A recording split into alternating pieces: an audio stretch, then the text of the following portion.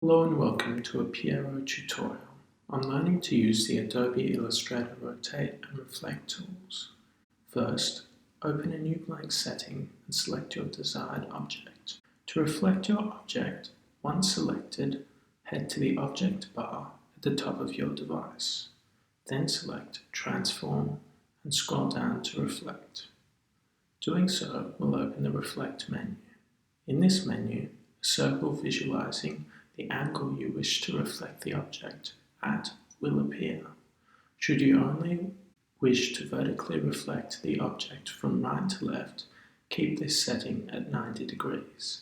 The option to reflect the object on a horizontal axis will also appear should you wish to do so.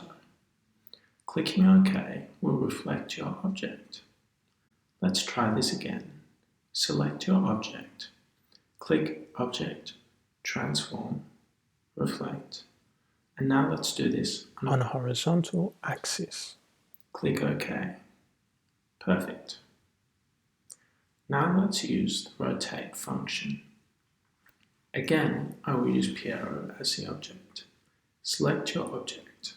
The first method we will use to rotate an object will be hovering above any corner. This will transform your cursor into a rotate tool. To use it, click down and drag left or right, up or down.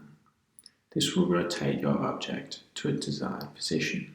Should you wish to rotate your object in intervals of 45 degrees, hold the Command key down while you rotate.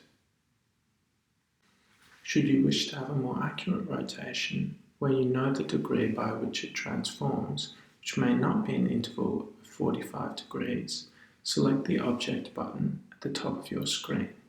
Select Transform and scroll to the Rotate function. This will again open a menu to which you can enter the precise angle at which you want your selected object to rotate by. Select OK. Perfect.